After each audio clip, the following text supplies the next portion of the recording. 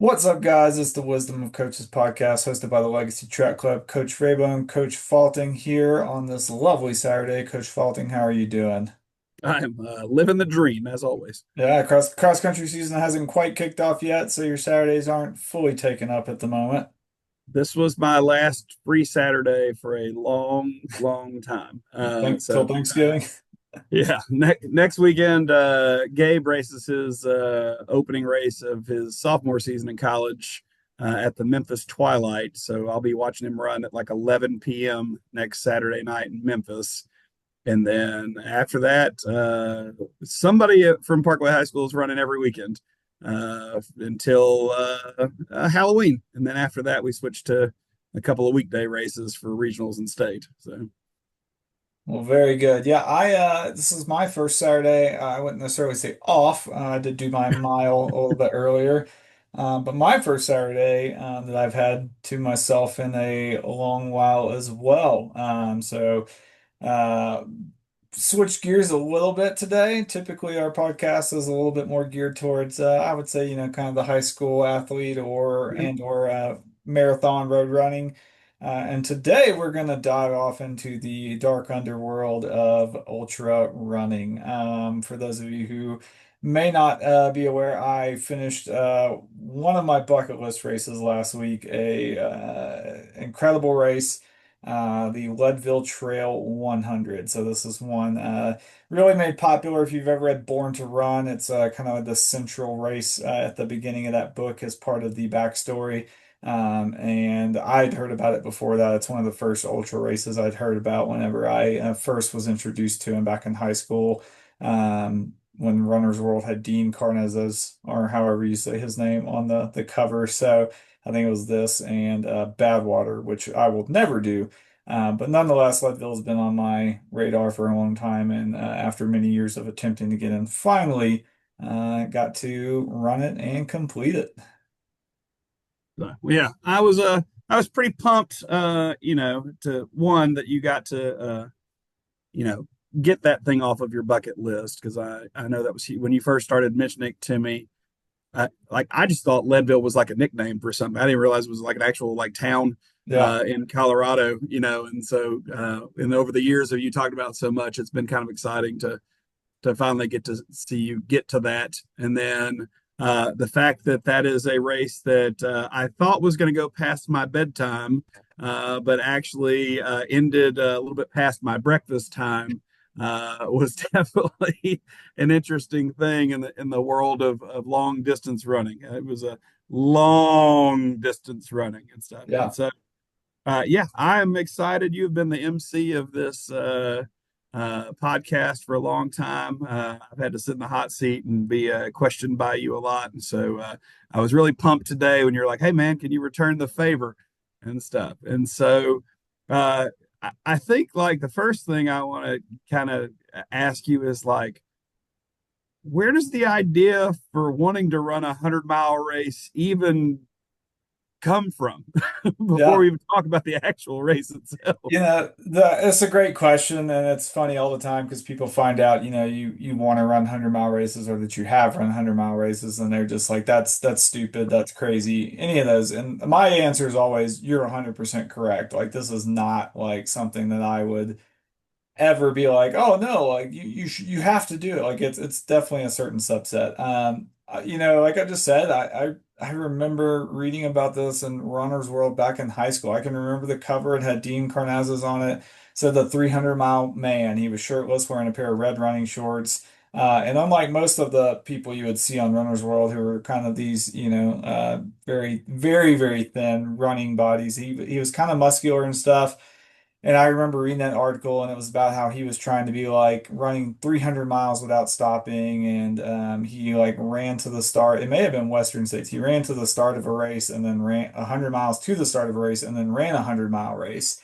And just something inside my like adolescent brain was like, man, 100 miles, that would be so cool to like do on foot. Like, can you imagine like running 100 miles like on your own two legs? My grandparents lived roughly 100 miles away, about 2 hours away. We lived in Pineville and they lived in Blanchard outside of Shreveport. And so it's probably closer to like 120 miles. But just, kind of in my brain, it was like, oh man, that'd be like running to grandma's house, And so I don't know how that got stuck in there, but I do know it just never went away. In college, I kind of got away from running a little bit and kind of picked it back up here and there. And then after college, I started running again, and it quickly came back to the surface. I was going to sign up for like a 50 miler in Arkansas, and there was the Arkansas Traveler 100 that I was really thinking of, and just never really kind of put it together. But it's been always been something on my mind, always been something that I wanted to do, cover 100 miles, and then just Leadville in particular was always the one that was like just the one that got away, or just the one that I had to do. So. So, when you were reading that Runner's World article, did you miss the fine detail specifically about why Dean Karnazes can run a 300-mile race? Is that because he doesn't produce lactic acid or He something like does that? not produce lactic acid. That's Here's the deal. Here's the problem I have with that is who also didn't probably produce very much lactic acid, if any, in that race? Me, because I'm not running fast enough to produce lactic acid in that race. And a little bit of shade to Dean Karnazes. I was actually talking to Shane about this the other day, because we were talking about something, and I was kind of like, like this person isn't the best, they're just the loudest. I was like, kind of like Dean Karnazes. Like I remember I saw a ton of stuff. I had a book by him where he ran 50 marathons in 50 states in 50 days, and he did Badwater, and he's done lead. I think they said last year he was just like hanging out at Leadville. And I mean, don't get me wrong, guy's done some incredible stuff. But he's also just kind of like a PR hound in a way. He did a thing where he ran on a treadmill for 24 hours above Times Square, like shirtless, and like he's definitely a force to be reckoned with. We were talking about David Goggins, and I was just kind of like, don't get me wrong, David Goggins is a great runner, but like also just kind of like a PR hound in a certain kind of right. sense.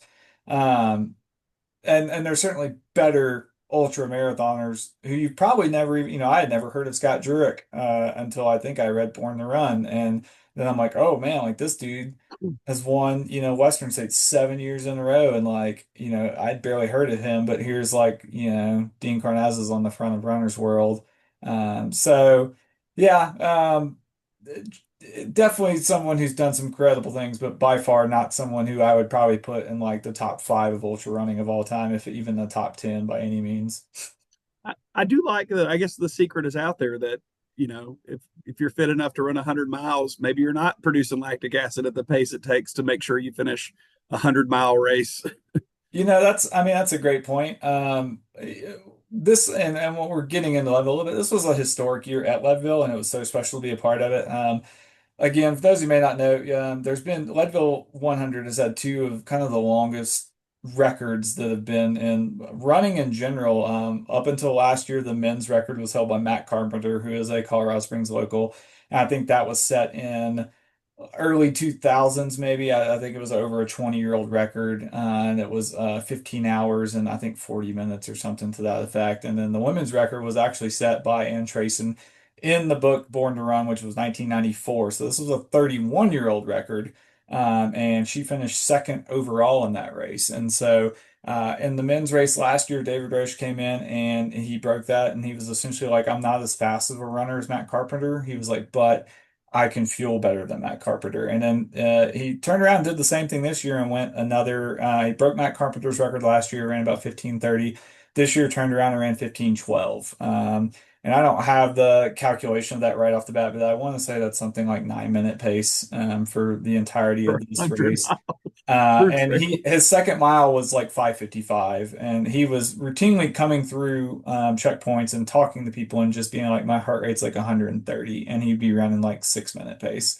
Uh, he also last year ran Javelina 100 in the desert in October. It's routinely between 90 and 100 degrees, and ran 12 hours and 30 minutes. So he essentially ran 6:15 for a 50 mile, which would equate to about 3 hours and 7 minutes for a 25 mile. So was essentially coming in at like a 3:15 marathon, and then did that four times in a row. So that would be a little bit, I don't know, 7:15 pace, something in that neighborhood for, and so, obviously his paces and stuff like that, his heart rates or zones are a lot different from mine, but that's also someone like he's not building lactic acid at that pace because he would be shut down if he was. So, yeah, and then on the women's side this year, maybe the most incredible performance there was last year, a lot of parallels. Last year, that was David Roche's first 100-mile run that he ever did, and he won Leadville, broke the course record. This year on the women's side, there was a runner by the name of Ann Flower, who is an ER doctor from Colorado Springs, 35 years old, running her first 100-mile race. She won the Leadville Marathon. She won the Leadville Silver Rush 50 miler. That was June and July, respectively. And then turned around and came out to the Leadville 100 and went under 18 hours, beat Ann Trayson's 31-year-old record, and finished second overall in the race in her first 100 miles. So, Well, and you told me the quote I laughed at. If the man hadn't shown up to break his own record, she actually wins the Leadville 100. yeah, David Roche, he did a big push where he was going to go. Went to Western States this year, and generally a very quiet guy, and he decided that like kind of wear his heart on his sleeve, and was telling everyone, "I'm going to go out. I'm going to win Western States. I'm going to try to break the record." And it wasn't really even bragging. I think it was just him kind of being sure of himself, and in his own words, kind of crapped the bed spectacularly, and it did not go as planned and wound up dropping out at about 100K into that race. And so, and I've DNF'd, and we've talked about this, I don't know, on the podcast, but it's a very, not only humbling experience, but it's a very embarrassing experience. And it's a very difficult experience to overcome that. And mine was nowhere near as public as this was. And this is someone who is a professional runner in a sense and who gets a lot of hate online as is. And then, there were a lot of people who were hoping to see that. And when they did, it was, they were pouncing on it. And so, yeah, even a week ahead of time, he was like, I wasn't, he said there was like a 1% chance I was going to come race that. So yeah, if a week ago he had decided, you know what, I'm not going to do this race, she would have won the thing overall. So, it was incredible just to be there for both of those performances, both of those individuals broke the record. Both of those individuals, are just incredible at what they do. And I was so happy just to kind of, get to be a spectator. It's an out and back course, so I got to see both of them as they were coming back over Hope Pass. David Roche, this is a kind of a funny story. I was climbing Hope Pass, which is so for those who don't know the race course, you hit Twin Lakes at about 38 miles. And that's the lowest point of the course. You have to cross a river there. The lowest point is at 9,000 feet, by the way. And then you climb up to over 12,000 feet where it's just Hope Pass, which is the highest point on the course. And so it's about a 4 mile climb after going 40 miles. So my legs were feeling it. That was the first time I'd kind of started to struggle a little bit. And I'm going up and I'm just kind of waiting for David Roche to come down. And I see him coming down. And his thing is, he always tells people, "You're awesome. You're awesome." Well, you'll just see him on videos running by just somebody kind of out jogging, and he'll be like, "Hey, you're awesome." And so he was coming down the mountain and he was just laser focused. And I was just like, "Hey, David, you're awesome. Great job." And I was having such a difficult time. And then he was just like, didn't even look at me because he was laser focused on the ground because he's flying down at six something pace. And he was just like, "Love you.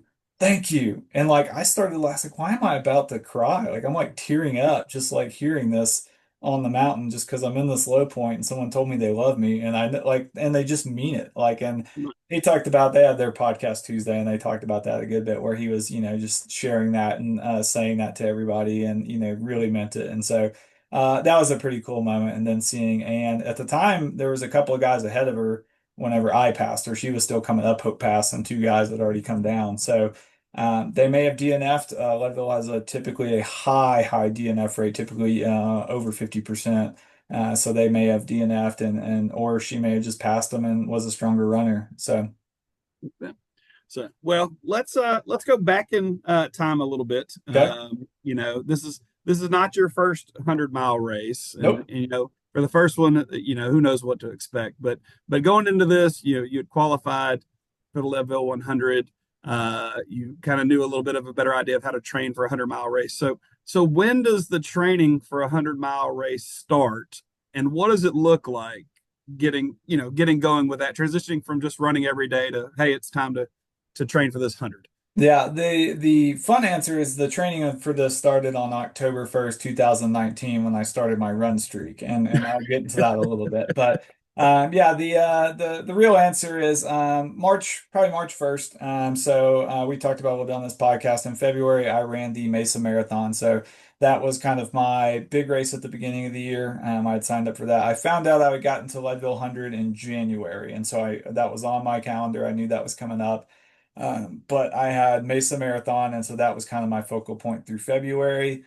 So that was early mid-February, and then I took a few weeks down after the marathon to just kind of let my body recuperate and get prepared. We've talked about here a lot.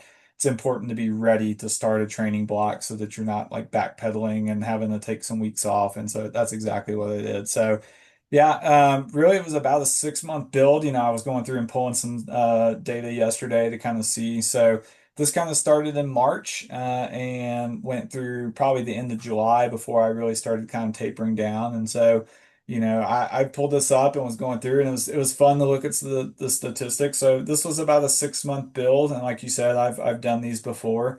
This was my third attempt, my second completed marathon, and so and really the training's not too different from, or excuse me, ultra marathon, 100 miler. And really, the training's not too different from like marathon training for me in the grand scheme of things. I follow kind of a similar structure. My long runs are a lot different, but it ultimately is kind of similar to that. So, some fun stats on this. In March, I ran 255 miles. April, I did 203. May, I did 281, which is the highest mileage I've ever done.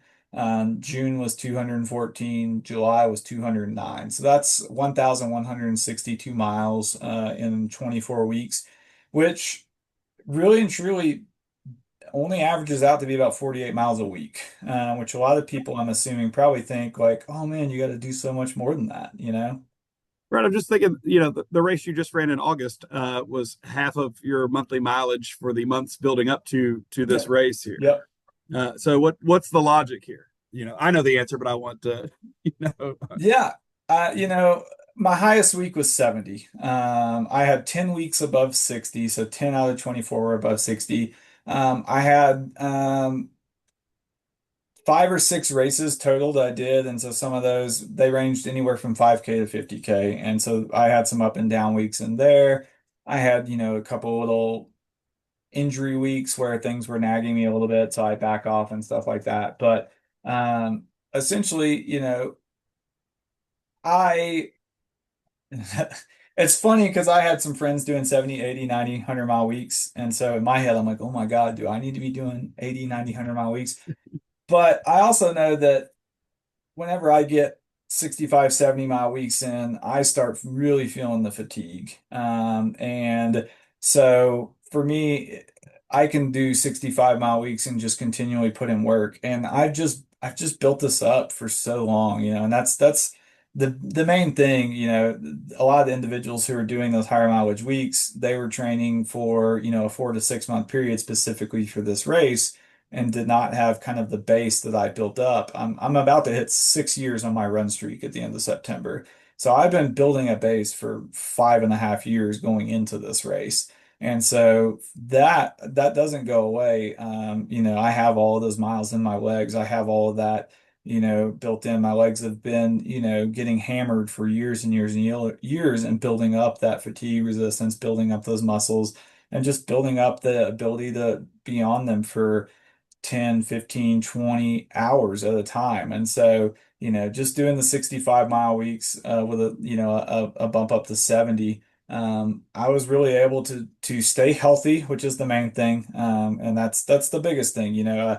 Somebody once told me that you got to get to the starting line or what's the point? And that's, a big part of me. There's several times where I could have probably been like, well, let's go do a 100 mile week. And I tried that a few years ago before my first 100. I was like, oh, I've got to get a 100 mile weekend. And I wound up getting a case of runner's knee, and I was barely able to run all summer. And then I wound up DNFing at mile 77 because I just hadn't got the training in and got some blisters and some other things. So really and truly for me, it's just kind of finding that mileage sweet spot. And I've been building that up over the past 4, 5, 6 years, going into Mesa, I was kind of averaging like 60 something miles a week. This one, I was probably averaging like 65 on a lot of my up weeks. Houston, I was probably doing like 55 the year before that. Louisiana Marathon, I was probably doing like 50.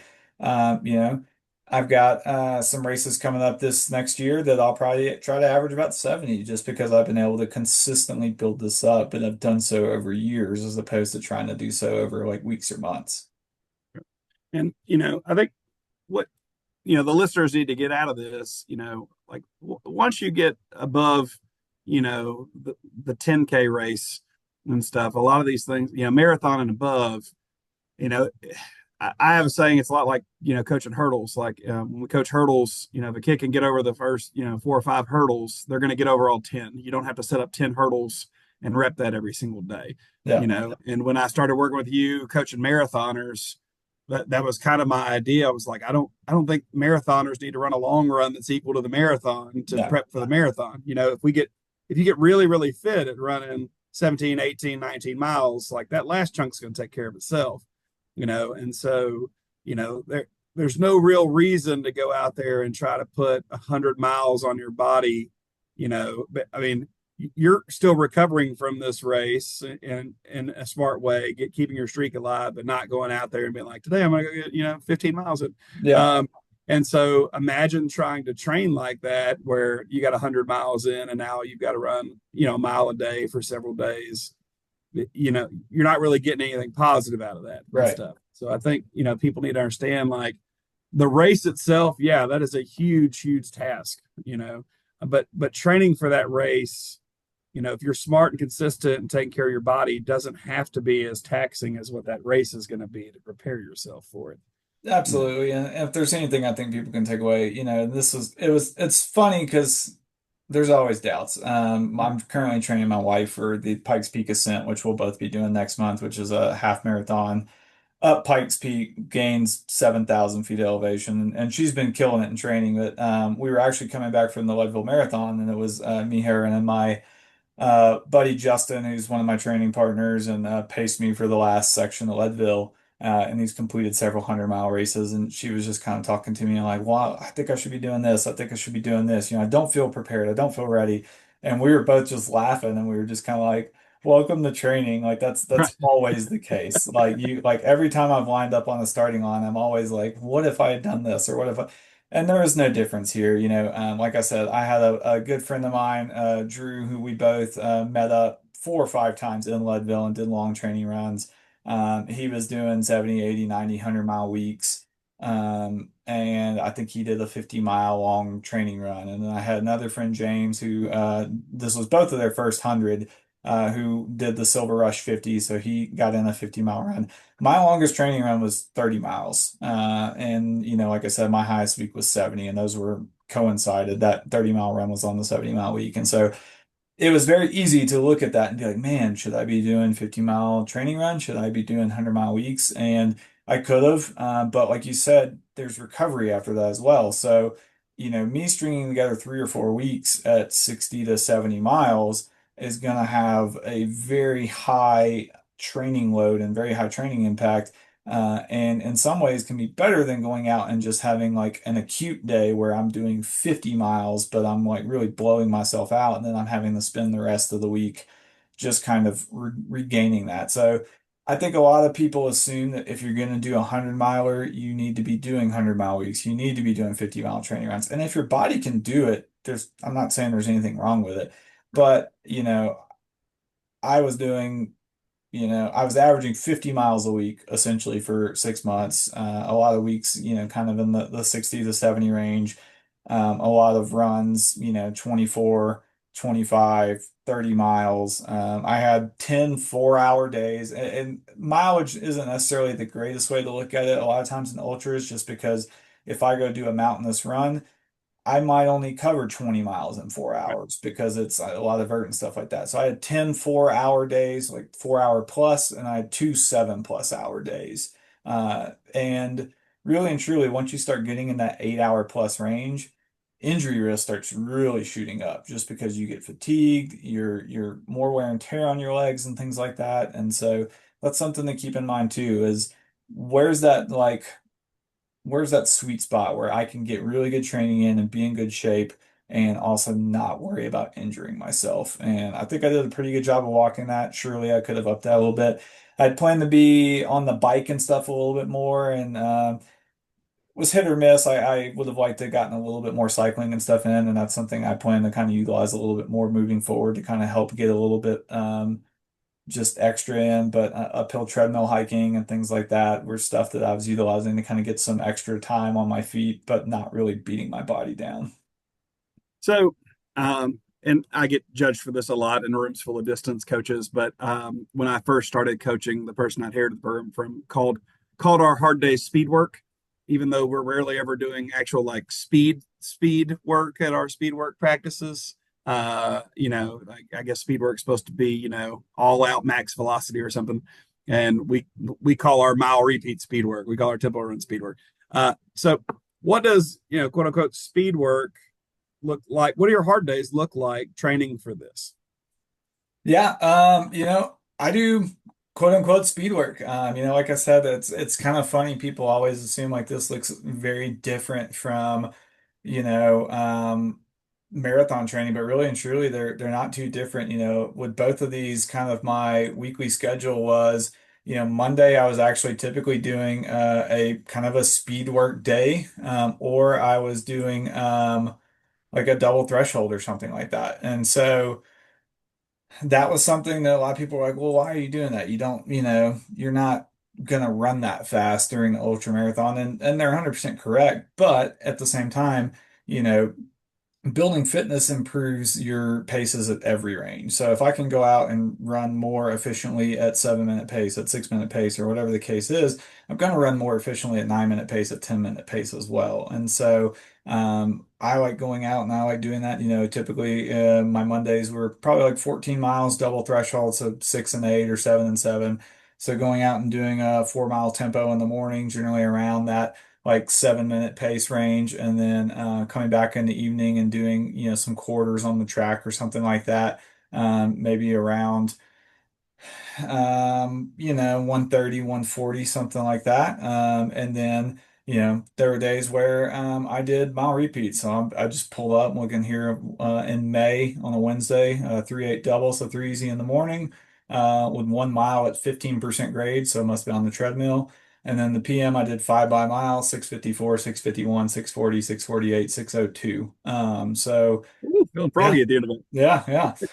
One of my like, I think we talked about this a little bit on the podcast, but one workout I did it was we were going on a trip actually, so I drove up to Woodland Park at 8,400 feet elevation, and I did 10 by mile, averaging about 6:53 or so. And so these workouts are speed work, and again, I never ran a 6:53 mile. I think my watch said that I had a sub 8 minute mile, but that it kind of like will piece together 2 miles essentially. So like the tail end of 1 mile and the beginning of another mile. So just like one cumulative mile along the way. But yeah, I ran a couple of miles in the low eights at the beginning when it was downhill on a dirt road.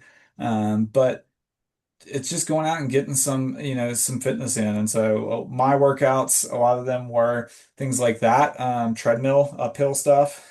So setting the treadmill at 10% grade, 12% grade. Some of that was for this race. Some of that was for the Pikes Peak Ascent. There was some overlap there. So that was something I really utilized. Well, I got to be able to hike really well up Hope Pass. So let's set this thing at, my treadmill at home goes up to 10%. The one at work goes up to 15%. There's parts of Hope Pass that are at like 30%.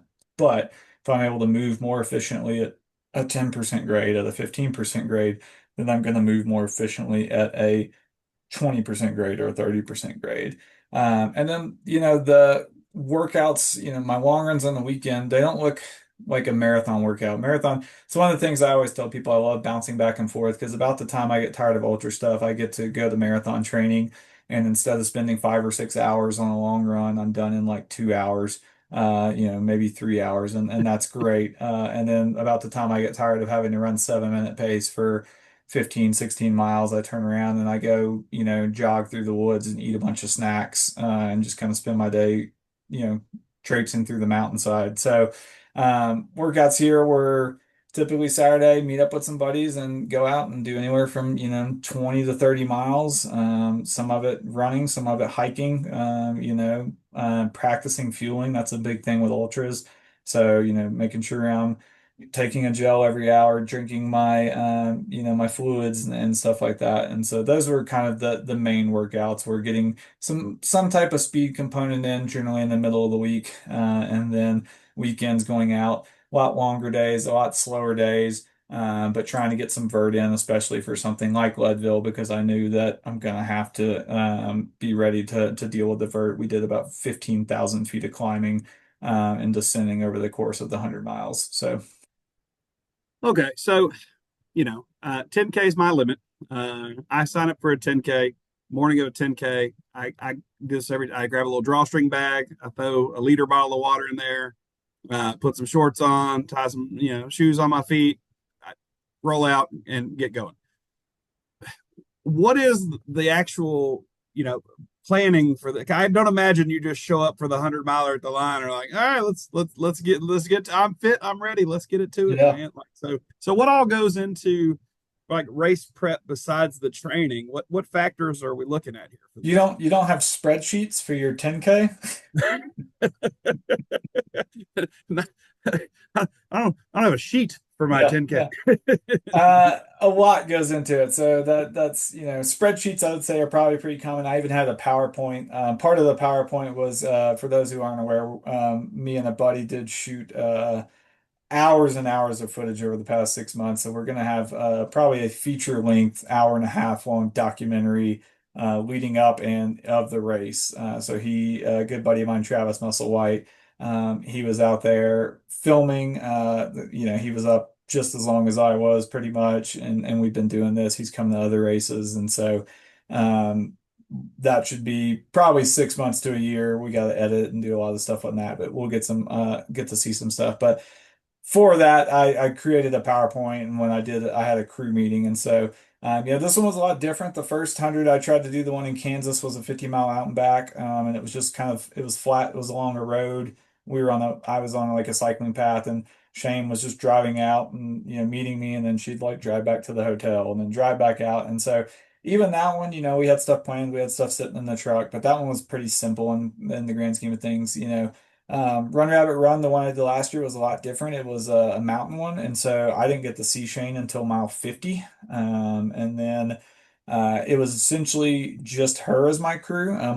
Good friend Justin did come in and help her at 50, and then wound up pacing me for 20 miles. And then my other pacer, JB, he was going to be pacing me at like 5 a.m. And so by the time he kind of got in town, he had to go to bed. So he was ready to go the next morning because he was pacing me 30 miles. So, and that one was kind of similar where we had to rely on some drop bags and things like that because there were some aid stations that were really in the mountains and you couldn't drive to or get to. And this one was kind of a mix between the two. So, Leadville has, let me go through. We have May Queen as the first aid station, which is about 13 miles in. You can't have crew there the first time around, so we didn't plan on that. The next aid station and the first one you can have crew is called Outward Bound. And so that was at mile 23 or so, 23, 24. And so for that one, we had a bin and it was like, here's everything that we're going to have at Outward Bound. So you guys bring this out and meet me. The whole crew could drive to that aid station. You could have as many people as you wanted at that aid station. So that was kind of nice. There was another aid What does station. that bin look like? You know. It was just a black tub, and so I had a couple of bags in there. So I have two running vests. I bought one years ago, and then I won another one, and so we were actually cycling back and forth between running vests. And so this was something that I really liked because it made things very quick and it made things easy for the crew. So typically, you'll see people come in, they'll pull out their bottles, they'll either have to refill those bottles or get bottles already filled up. I could just toss my vest off, and they already had my vest with my bottles in it. And then I was like, here are the gels I want at this aid station. Here's the real food I want at this aid station. Here's the shirt I want to change into at this aid station. Here's the hat I want to change into at this aid station. And so that was essentially, it was broken down. I had a to-do list. Shane was my crew chief. Everyone just talked about what a tight ship she ran. And Shane, she's someone who's just like, she was on it. And so she had all these printed out at a clipboard. And so it was essentially like, here are the things that need to be in my pack. Here are the things like we need sunscreen, we need anti-chafing stuff, we need this, we need that. And so, I would come in, they would say phone, camera. I would hand both of those to them so they could get that into my new pack. The first aid station, 2 minutes. That was all I was giving them. So I ate some food. They sprayed everything, you know. That's like changing tires on like a NASCAR car. It was a NASCAR crew. Yeah, it Yeah. was great. And so changed into a jersey, changed the hat, put on the new pack, buttoned everything up, and we were off and rolling in 2 minutes. And so next aid station, you know, was next aid station was a lot different. So this was Twin Lakes. Twin Lakes, they wouldn't let you drive into town because it's a town of about 200 people, and you have I don't know, 5,000 people descending upon it. And so they instituted a shuttle system this year. So we actually had to drive our entire aid station out and set it up the day before. And set it up, we just kind of threw it all there. And then we had like a pop-up tent, table, chairs, and all that. So that one was at mile 38. It was 5 minutes is what I gave us. And that one was right before I was doing Hope Pass. And so you talk about planning, you know, I had like an ice bandana. I had all kinds of stuff that I wound up not even using because it was such a beautiful day. It could have been 75 degrees, which if it's 75 at 10,000 feet, it's almost the equivalent, like hydration wise, of like 100 degrees at sea level, like what you need. And so I had an ice bandana ready. I had all kinds of stuff. We wound up not needing it. It was like 65 and overcast. It was just a beautiful day in terms of weather. But came in again, like, here's the food I want. I had like an Uncrustable, you know, all right, we're going to change into this shirt. We're going to change into kind of a wide brim floppy hat because we're about to be above tree line. I don't want the sun, you know, beating down on me quite as much. Picked up my trekking poles. I didn't touch those until I got there, and I was going to need them for the climb. And again, Shane had the checklist. I had a fantastic, I was so happy this time she actually had other individuals. So two of my really good friends, one of my best friends from middle school, Alan Sticker, came in from Baton Rouge, and then a friend of mine who me and Alan met in North Carolina, Dave Wainwright, flew in from Seattle. They had both heard me talk about this forever, and so they came in. And then I had Travis, who was filming, so he was there as well. And then my pacers, Daniel Wells, who's a friend of mine here in Colorado, Justin Kraft, who's a friend of mine here in Colorado.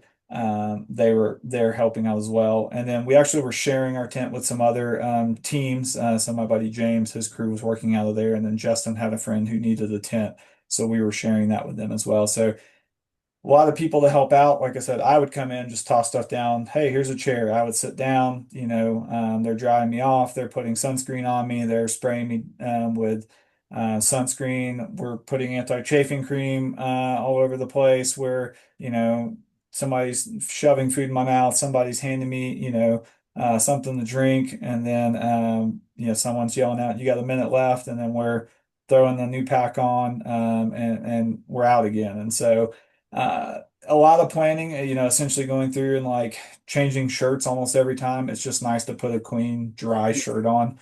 Changing hats a lot of times, sunglasses if I needed them, making sure I had a headlamp, making sure I had gloves. You know, when we came back in the Twin Lakes, which was mile 62, I was getting to pick up a pacer. It was dark at that point. That was about 8 o'clock at night. And so then it was like, all right, I need arm sleeves because it's going to get a little cooler. Let's pack some, you know, a hoodie in my bag and my pack. Let's, you know, do this. Let's do. And so having all that planned out ahead of time, and some of it I didn't use, some of it I didn't need, but we had it there and it was ready to go. And Right. so we had bins, they're labeled. Hey, and you hit every aid station twice because it's an out and back. So we'd have like, hey, here's the outbound when you're going from 0 to 50, and inbound is when you're going from 50 to 100. And so everything was labeled Twin Lakes outbound, Twin Lakes inbound, you know. And so can't thank my crew enough. I mean, these races are an individual effort to a certain extent, but they're also a team effort. At least there was in my case. There are individuals who go out there and just do it with a few drop bags, and my hat's off to them because it's an incredible feat. I do love the team aspect and the social aspect of it. You know, I got to have pacers for the last 38 miles or so, and that was very nice to have somebody to run with and kind of chat with and troubleshoot things with. You know, Daniel basically saved my life, probably saved the race because about halfway through, somehow he had some like anti-chafing cream with him, and that's something we forgot to do at 62. And he's just had a tube of it, and that probably saved my race in the grand scheme of things because I would have been just bleeding on the side of the trail otherwise. Um, and so, yeah, the planning is, it's a lot. And that's one of the things I love about it. Like, it's just like you have to kind of be detail oriented. You have to kind of figure out like all of these things that you want to make sure you have and that, are there. And it's logistics and it's, kind of figuring those things out, having people listen to the podcast of like, hey, make sure we're doing these things. And so it was a lot, but it was so cool to see everybody, come in. And it was such a new experience for me. Like I said, typically it's just kind of me and Shane, and I come in and she's giving me a little pep talk. And this one I'd be coming in, and also just the aid stations in general were awesome. There's just thousands of people screaming and stuff like that. But I'd be coming in, be like, all right, I need to make sure I tell them this and this and this.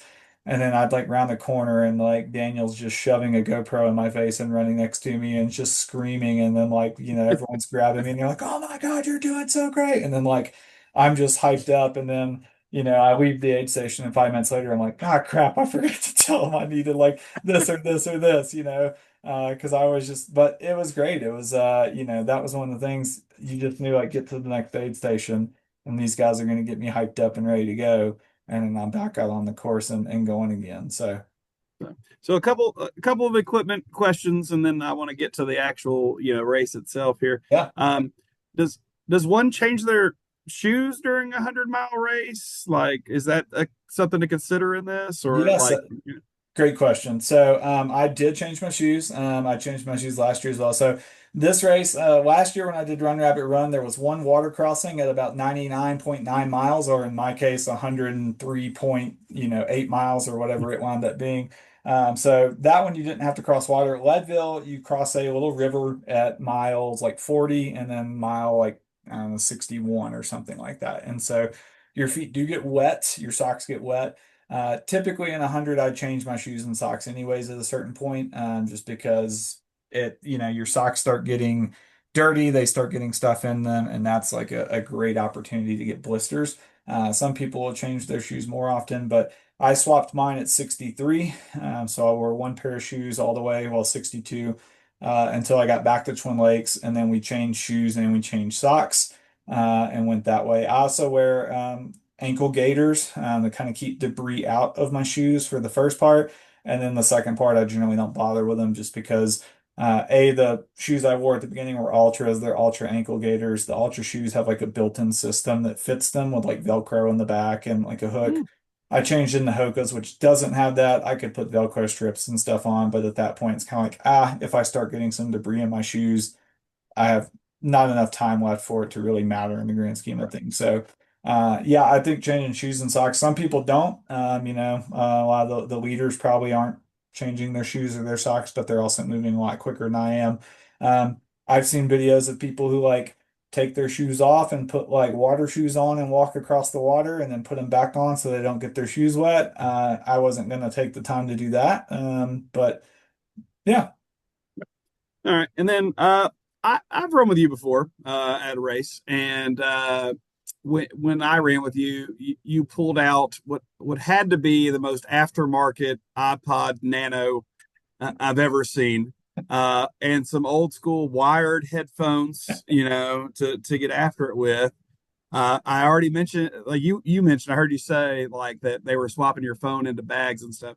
So, A, do you listen to music while you're running the 100 miler? And B, how the battery life? Like, how does your phone stay charged? Your Nano stay charged? Like, what are you doing here to like yeah. not have to hear the sound of your breathing or silence for 100 miles? Yeah, great question. So this one I did use my Nano, as you call it. So what Falting is referring to is actually called a Mighty. So it looks just like an iPod Shuffle, but this is something you can buy on Amazon, and you upload Spotify playlists to it. So the original one I got, it was only shuffle mode. I just bought a newer one because mine was barely making. I would like it would die right at the end of a marathon, and I'm like, we're getting a little too close for comfort. So I bought a new one, and it actually you can play songs in the order that they are on the playlist, but you can upload multiple Spotify playlists to it, and then it's very small. You just hit play. I don't like having like the phone on my arm or something like that. And this is more for marathon type stuff where I want like very little. And it does have wired headphones. And I found out my wired headphones only one ear works, which was perfectly fine for Leadville because it was a trail race, and so I was going to keep one headphone out anyways. I think this one does connect to Bluetooth headphones, but I have heard some people say that like the Bluetooth headphones kind of come in and out a little bit. But yes, I did use that. I turned it on probably 2 or 3 miles into the race. I made sure I kind of got clear of a lot of the people at the start. And then I turned this on and would leave it on and then sometimes turn it off and then turn it back on. It lasted. Um, I think to about mile 50. Now that wasn't continuously because that was like 11 hours or something like that. And then I did have some Bluetooth headphones, which I wound up not really using with my phone. But my phone, every time I came in, they were plugging it in and charging it. And then we did swap like the GoPro battery at a certain point. We had carried an extra one. So these were things that we were also thinking about. We had some portable chargers and stuff like that. And it was like, well, once I get to my Pacers, I'm not going to listen to music anyways, right? Like I'm gonna be chatting with them and things. So yeah, I typically like to listen to music. My first one I did in Kansas, I was like, I listen to like a book on tape because like after a while, music just kind of like you almost stop hearing it. I was like, I'll listen to like a book on tape. I was like, what would be a good book? So I put on The Lord of the Rings, and that is the most boring audio book. And and I've read the books, and it's definitely not the movies in terms of excitement and things like That, that. that was 2 hours of hobbits, liking tobacco, Yeah, like right. before you And ever it's get to anything you're after. getting like Hobbit genealogy, and you're only on mile like 25. So only you're a quarter of the way through the race, and you're still at Bilbo's birthday party. So I don't do that anymore. I typically create a playlist of music and things that I really like, and then Is I it is will it like listen to running that. themed? Is it like Bruce Springsteen's Born to Run and No, stuff? I mean that I don't think that's on there. Typically, I have a few different playlists. I have one that's kind of like probably like my marathon playlist, and so all of those will get added. And this is just a bunch of stuff I probably listened to in like high school and college, and then a few like newer things that just whatever's interesting to me will get added on there. And so yeah, I listened to that for a while, and it was good. But I definitely some people can run without music. I'm typically not one of those people. I like listening to music, especially if it's a hard workout or a race, just because A, it kind of takes your mind off of it, and B, I have seen multiple studies, and I don't have links or anything, but I've seen this where music can increase, in non-elites, music can increase athletic performance by up to 10%. So why wouldn't you do that? And I don't think it's probably helping as much in the ultra as it is in like a 10K, but Right. like you said, sometimes I did turn it off and just kind of would listen to, stuff and kind of take in the sights and stuff like that. And then there were other times like going up Hope Pass where I was like, I don't want to be thinking about anything at the moment other than just like pushing to the top of this. And so I would turn the music on so I didn't have to think. So I got to live vicariously through your race tracker that they put together. By the way, ultra marathon people put together a better race tracker. Yeah. Like when you run the marathon, like there's a little man moving across my screen the entire time. I can see all your splits, and somehow you get to these ultras, and there's like 2 hours of nothing because they Yeah. it's just like every checkpoint's where they check you out and stuff. And so you get to the race, you start the race. At the first checkpoint, I check in with your wife, which I do all the time. She's your wife. I'm kind of like your girlfriend, it would seem, during these things and stuff. So, uh, and you opened that 100 miler pretty at a pretty fast clip. And Shane told me that that was a part of your plan going into this thing and Yeah. stuff. So talk me through this. You're doing a 100 miler. There are times where you almost have to walk parts of it from how difficult it Oh is. yeah. But you started, I mean, like a bandit. Like what was going on and what was the plan there? Yeah, so for those who don't know, most of these ultra marathons, specifically the hundreds, your prize, Leadville does give you a medal as well. A lot of them don't, but you also your thing is a belt buckle, and that's probably likely because the very first one was Western States, which used to be a horse race, and then somebody ran it on foot, and then it became a running race, and so I imagine it was kind of that cowboy culture. So you get a belt buckle for finishing. A lot of them will have kind of two things. So Run Rabbit had this, Western States has it, Leadville has it. If you finish under a certain time, you get a bigger belt buckle. And so Leadville's is 25 hours. So if you finish in under 25 hours, you get a big belt buckle. You have to finish in under 30 hours to get a buckle at all. So to be and that's one of the difficult things about Leadville, aside from the altitude, is and I didn't really understand that until this year, is the aggressive cutoff. So these aid stations, as you mentioned, will have time cutoffs to where if you're not through that aid station, whether that's 13 miles or 20 miles, whatever it is, in a certain time, they just go ahead and pull you from the course because they assume you're not going to make it, and they're probably correct. So this was a challenge in and of itself. Last year when I did Run Rabbit Run, I had a 36-hour cutoff and I finished in 30 hours and 30 minutes. 30 hours was the big belt buckle there, so I missed that by about 30 minutes. And so, yeah, Leadville, I was going for 24 is what I was actually going to attempt because I figure if I'm going to do 25 hours, why not finish it in, one day, 24 hours? And so I'd kind of set up for that. And so, as you mentioned, there's parts of the course where you really can't run, Hope Pass is very steep up and it's very steep down. And so it's very difficult to run on that. And so, yeah, the beginning of this course is I'd done actually the first 3 miles of this course because I'd done the Leadville 10K, which is a 3 mile out and back on the first 3 miles of this and the last 3 miles of this course, I guess. And it's downhill, dirt road, very easy to run. And so, about 5 or 6 miles in, you hit Turquoise Lake, which goes down to a single track. And so I watched a ton of YouTube videos on this. This is another thing that I always do, whether it's a marathon, whether it's an ultra, is try to find YouTube videos. A lot of people will film this stuff and go out, and you can kind of get a very good idea of what the course looks like ahead of time. And I'd actually run this section. And so I knew that like a lot of times like things will bottleneck there. And so if you go out, there's a video that I watched where a guy went out like 11:30 for his first mile, and he was at the very back at the starting line. And then he was just walking around Turquoise Lake because the people in front of him were walking and it was very hard to get around them. And so my plan and my buddy Drew, who I trained with a bunch, we were both just kind of like, you know what, we're going to go out. We're going to start off like 8:30 pace for those first few miles and then kind of settle in once we get to the lake. So that was the plan. I was thinking I would probably hit May Queen in about 2 hours, which would have been, you know, that's right under 13 miles. So probably about 10-minute pace or so average, maybe a little bit quicker. And so yeah, I went out. I think my second mile was like 8:0 something, which was, a little quick. But I felt good. I actually it was really funny. I got like a mile into this race and I just had this like weird um not even pain, but just like something like on like my quad just started feeling like numb, and it was really weird when I was landing on it.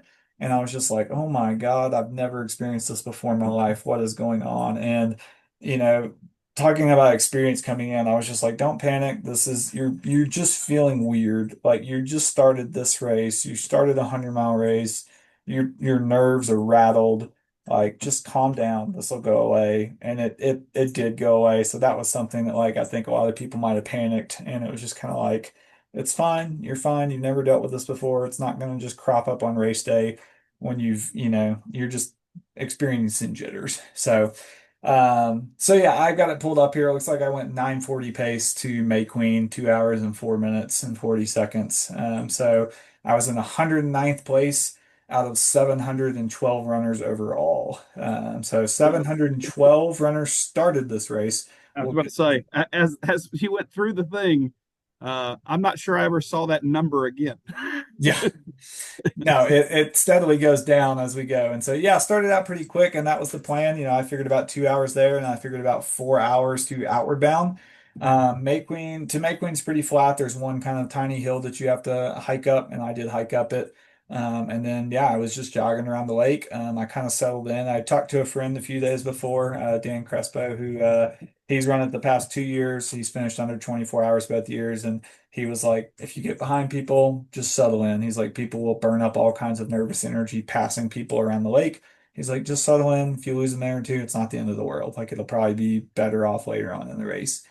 And so right after that aid station, you kind of do the first climb. There's a mountain called Sugarloaf. And so you go through that aid station and then you get on I believe it's the Continental Divide Trail, the CDT. And so that's kind of a technical little uphill there. And from there you hit a dirt road, and it's very easy to run that. And then you hit another road that's a little bit more kind of fist-sized rocks all over it, which is just the Leadville trademark. That's on just about every single one of their courses that I've done. And it gets a little steeper, but all through there, I was keeping a good pace. I was running most of that. You get to the top of that, and then you come down a big hill that you'll have to do later called Power Line. It runs right underneath the power line. And I've read a lot of stuff on that. Don't bomb down this hill. And that's another thing with ultras is you kind of have to keep in mind, like, sure, I could have like hammered down power line, but my quads would have gotten just completely Right. blown out, and I'd have been 20 miles in. And a lot of people, especially if they're going for, really fast times or podiums, they'll do that, and then they wind up DNFing because like sometimes their body just can't handle it, and they went for it. I was going for a finish, more so than anything else. And so I did that. So I was planning, I figured out we're bound around 4 hours. I came in at 4:16, so that's about 10:54 pace total. I was now 121 out of 685. So already we've had a drop from 712 to 685 people. This theme will continue. This is the first time I saw the crew kind of mention that. We had 2 minutes there. Still early in the race. It's 4 hours in. I'd been taking gels. I'd been drinking my fluids and stuff like that. I'd been doing a good job. I ate a couple of like Fig Newton bars, just to get some non-gel calories in. What are you, like Um, an 80-year-old man? Fig Newtons? yeah, well, they're not Fig Newtons. They're Fig Newton, but not the brand Fig Newton. They're like Nature's Bakery or something. I Well, they like them definitely had because figs in them. You like yeah, yeah, figs? they're itty bitty and they're like 100 calories a piece. So you can pop two of I, those, I, get I 200 eat calories apple in. Newtons because I'm like a 12-year-old trapped in this body. Yep. But like, oh my God, figs. Oh, Yeah, the geez. guy who doesn't eat fruit at all. This was, Yeah, it's like, well, no wonder. Like, that's all you've had your life. yeah, Try a yeah. banana, good sir. Jesus. And so from there, pushed on. So I had a stretch from there until there was a little aid station called Half Pipe, which was uncrewed. It was just an aid station. And that next part, it's slightly uphill, but it's just like a fire road, and so you can run.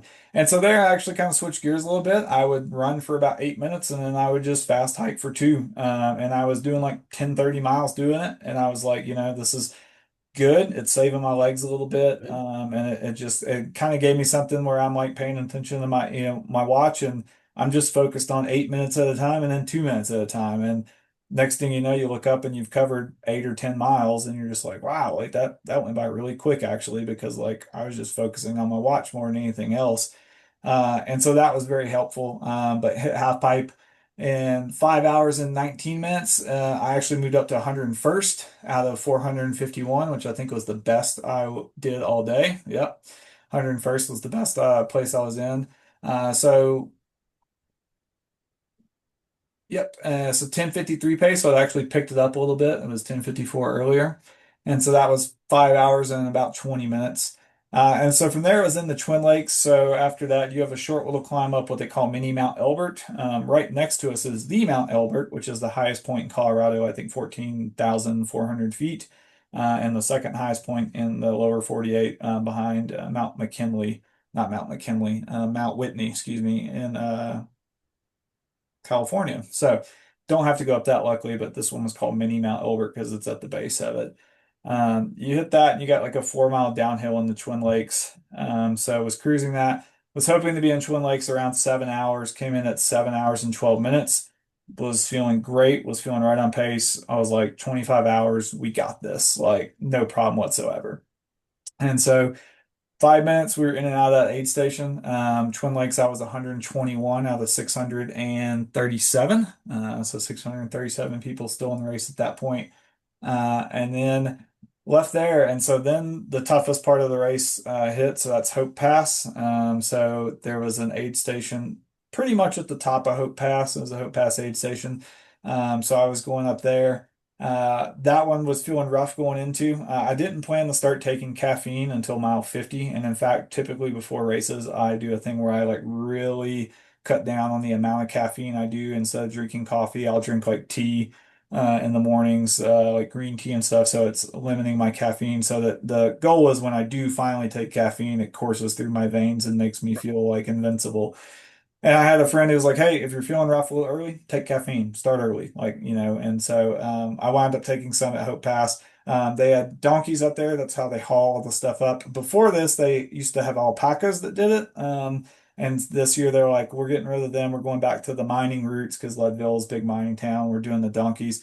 Kind of wish it had been the alpacas, but nonetheless, they had the donkeys up there. They had some baby donkeys, and so I was like trying to film this, and because I'm feeling like crap, and I'm like, oh my God, they had these like little bitty baby donkeys. And then I turned, and there's this run influencer that's at Hope Pass. It's a my wife was a huge fan, like Mikey Mitchell or something like that, I believe.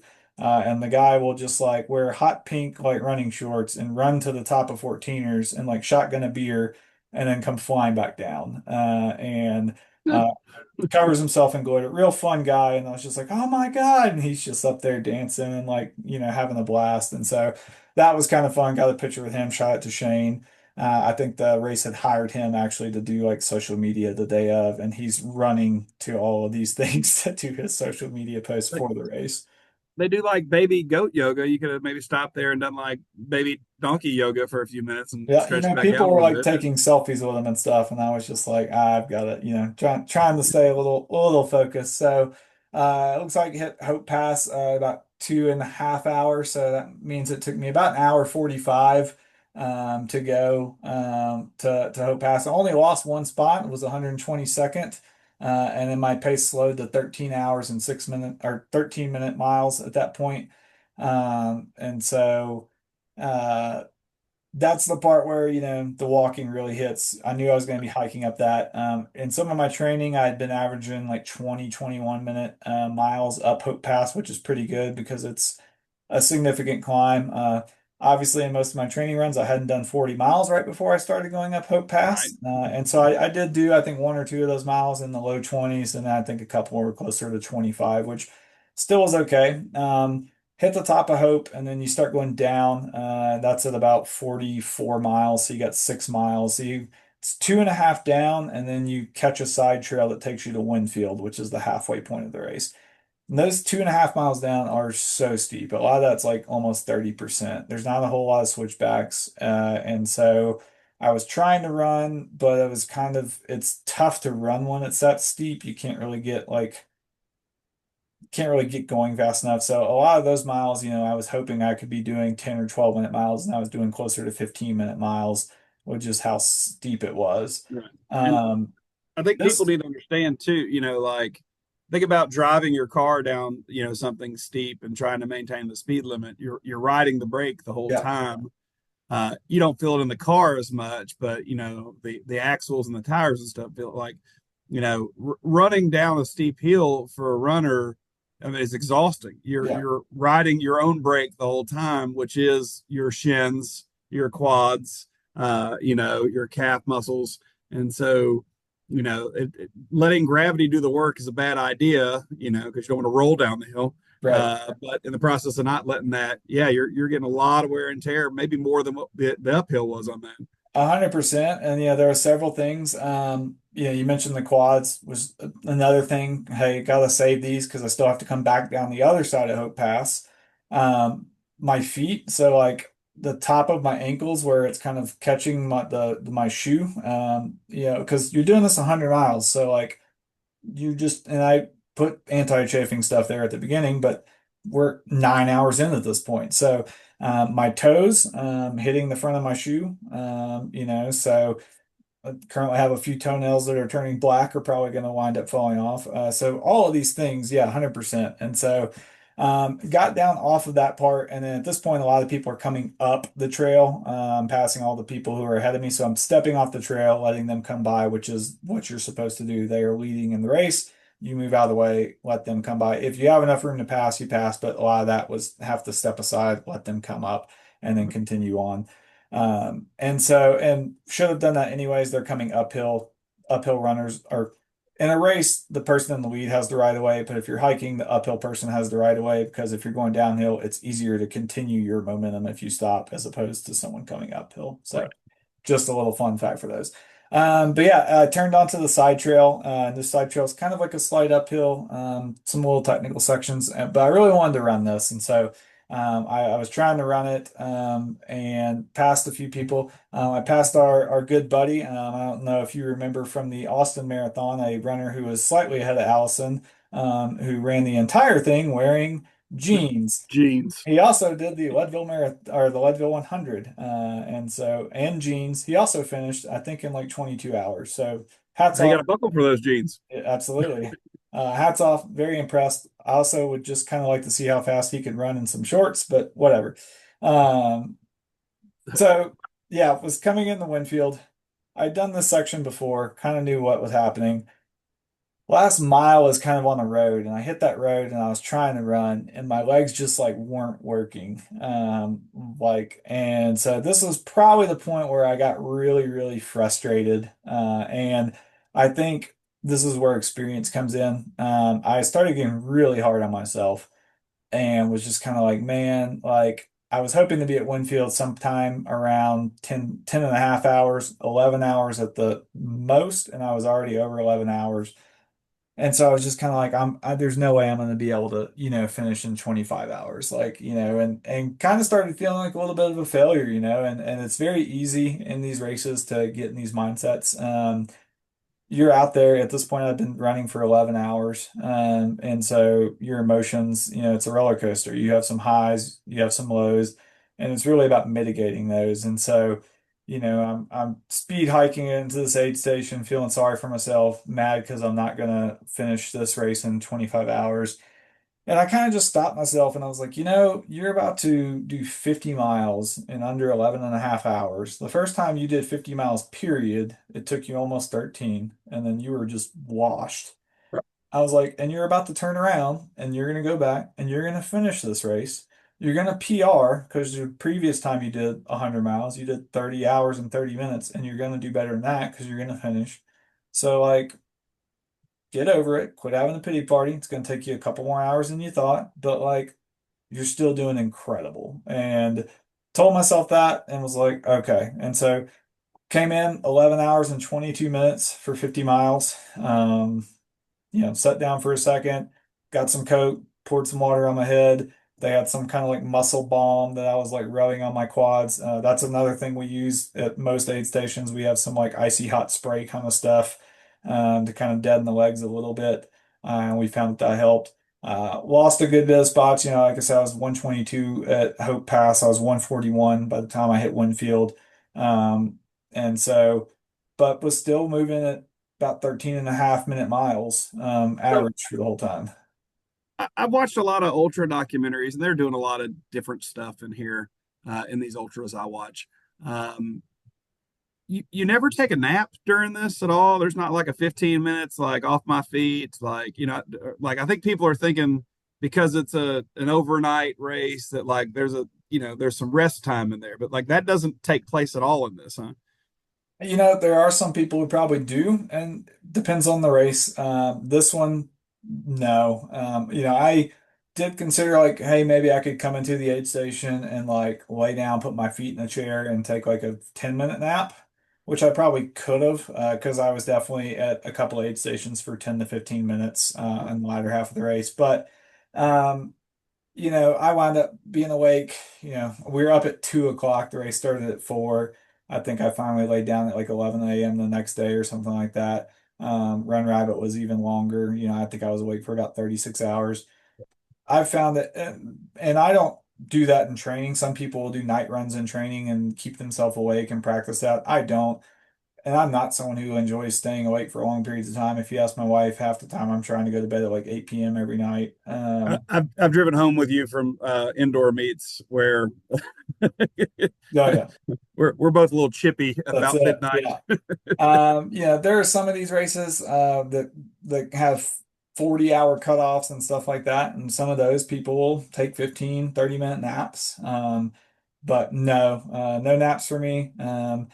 And I haven't hallucinated on any of these yet. That's another thing people always love that. Oh, did you hallucinate? And I'm like, no, I didn't hallucinate. There was a couple of times at night, like my headlamp, I would like see a bush and kind of think I saw something, but then I would look back and just be like, oh, it's just shadows playing off my headlamp. And so maybe a little bit there, but no naps. You sit down at aid stations for most of the aid stations I was probably at for under 5 minutes. There was a couple coming back that I did take about 10, 15 just to kind of reset. But those you're trying to eat, you're trying to get some food and some drink, you're changing clothes. So you're not really taking a break and, Right. trying to get a nap in or anything. All right. You turn the corner now to return. Uh, just curiosity. I mean, fatigue plays a role in Yeah. terms of like slowing down the miles. It if you took fatigue out of the equation here, is the course more challenging going out, or is it more challenging going back? I think back to like we used to take the kids to Hideaway Park in Ruston, Yeah. and they would run the loop one way, and then we'd be like, all right, for the second half, turn around, go the other way, and it was significantly different in how it felt toward the kids. So besides fatigue setting in, is this coming back course more challenging or less challenging or I would probably say more just because it's more uphill on the way back. So obviously it's a wash because you're starting and finishing in the same spot, but Leadville kind of you run from Leadville to Twin Lakes on the way out, and that is kind of I mean, you have some ups and downs, but it's a kind of a steady downhill. You have Hope Pass. And so on the way back, you hit Hope Pass, and then you kind of have this steady uphill on the way back with, again, a few ups and downs and stuff like that. And so I would definitely say the second half is tougher. And I talked to several, again, my friend Dan Crespo, chatted with him. He's done it a couple times, and he told me, I told him I wanted to run about 50 miles of the course in either direction just to see all of it. And I basically did that.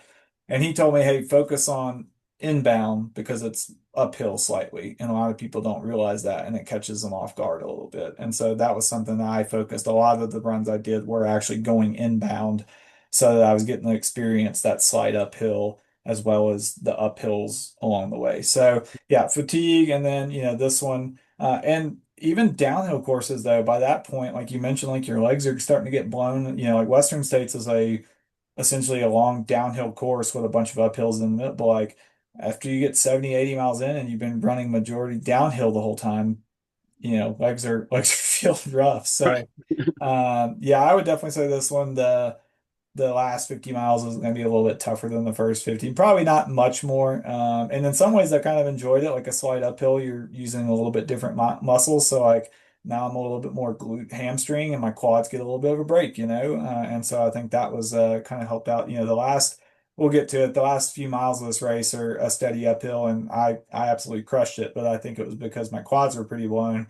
But when I hit that slight uphill, I was able to start rolling because it was, I had a little bit of motivation too. So we'll get to that. But yeah, turned around right before I got there. I saw my buddy James. He's a phenomenal runner. He qualified. We both did Mesa together. He ran like 2:49. He did the 50 miler, ran an insane time. This was his first 100. So he was about a mile ahead of me at that point. He was feeling pretty rough, and just he's like, feeling, feeling like crap. And I was like, hey man, so am I. That's 100. Like, just keep moving, keep moving forward.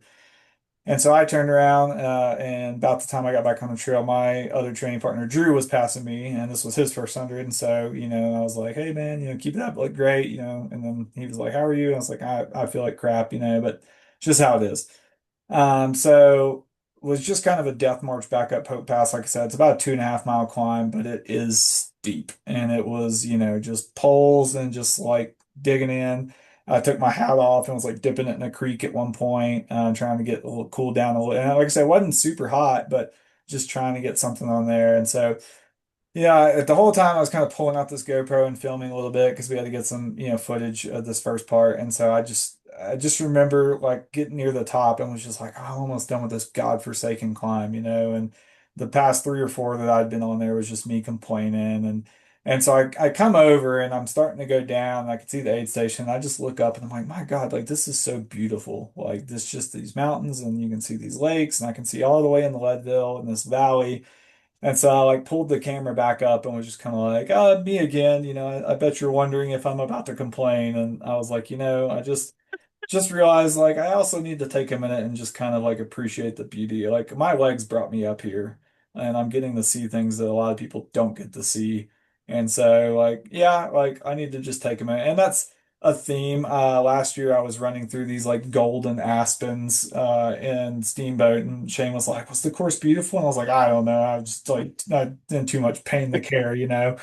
So that's something I'm trying to work on a little bit more is like take a step back, appreciate things a little bit more, even when you're hurting, even when you're in pain, like this is still beautiful. And so made my way down in the Hope Pass aid station coming in. So actually, I'm really surprised I gained a couple of spots. I went from 141 to 139, which is shocking to me. And that was at right under 14 hours. When I was coming up Hope Pass, I was kind of like, oh man, if I can get to the top of Hope Pass and like 13 something, I might have a shot at doing 25. Like I might, and that got blown out of the water. I was like 30-minute miles climbing up the back of that thing. So yeah, at this point I'm averaging about 15-minute miles, which 15-minute miles is what you would have to average the entire time to do Right. 25 hours. And obviously I'm going to slow down a little bit over the last bit. So at that point, it was over. I sat down up there, and I was getting some Coke and getting some water, and I was very tired. And so I was having trouble getting up and getting going. And I just stood up, and about that time, my buddy Drew came into the aid station, and he's like, "Oh, you're still here?" He's like, "Hey," he's like, "Give me 1 second, and I'll come with you." And I was like, cool, this will be great. Drew and I had been up there. We'd done Hope Pass together 3 times, once over and back, once up one side, once up the other side. We had done numerous camping trips up there, but with both of our spouses. And so it was really cool when me and him got together. We started hiking at first, and then we started jogging. And I would not have jogged as much down as I did with him. So a big shout out to him and for helping save my race. We did have a fun conversation. So there was the oldest person in the race, I think, was like 73. I don't know if they finished. The youngest was there was a couple of 18-year-olds, and so we were rolling up, and it was a girl and her dad, and I was like, "Are you one of the 18-year-olds?" And she's like, "I am," and I was just like, "You are amazing! Like this is incredible to even like be doing like you're over 50 miles in as an 18-year-old, just like."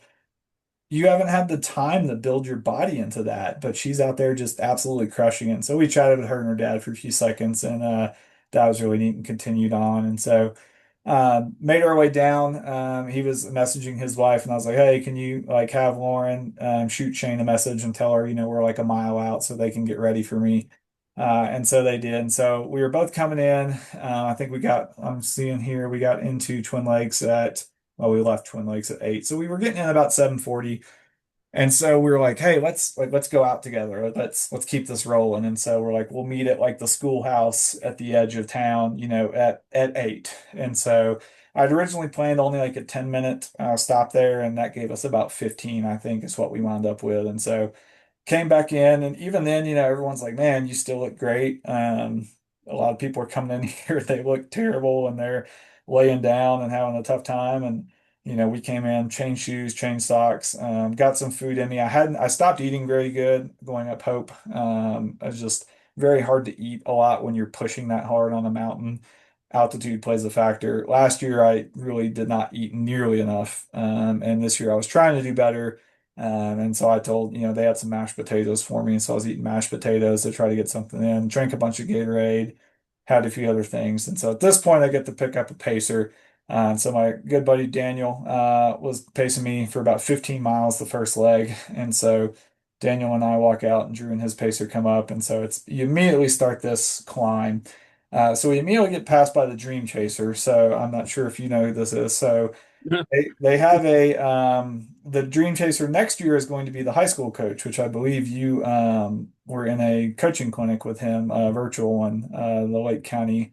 I'm not sure of his name, but I remember you telling me one time that the Leadville coach was in a virtual coaching clinic with you. But this year was the Dream Chasers last year. So they have a scholarship program where people will donate. And for every person the Dream Chaser passes, he starts I think it's either 2 or 2.5 hours after everyone else. And then for every person he passes, people will donate, hopefully not $1 because I think he passed like 700 something. This guy will generally finish in the top 30 or 40 after starting 2.5 hours after everyone. So, Well, that's not motivating at all. yeah, yeah. So, and they do it for the mountain bike race too. They raise, like 70, $80,000, and that all goes for scholarships for Lake County seniors to go to any type of post-secondary school that they want to. So great cause. But we start this 4-mile climb, and I'm immediately like, oh man, I feel like I'm gonna throw up. And throwing up can be very dicey on 100 because like sometimes once you start throwing up, like you can't stop, and that can be the end of your race. James had a experience where he was throwing up everything he ate like almost the entire day. Last year at Run Rabbit, I actually threw up about mile 25 or so, and it improved, but then I was so gun shy I couldn't take any food the rest of the day, which definitely slowed me down and hurt me. And so we get to the top, and we're still on the trail, and there's about a 2 mile trail, and then you hit a road. And so Drew and his pace are like, "Hey, we're gonna jog," and I was like, "You guys go on, like we're just gonna walk the trail, and then maybe we can get to the road, we can run a little bit." And so um, Daniel was under strict orders from Shane to make sure I was eating, so he was constant like, "Hey, you want to eat something?" I'm like, "Daniel, I can't. Like, I'll deal with Shane. I can't eat anything right now. Like, you're not like I got you."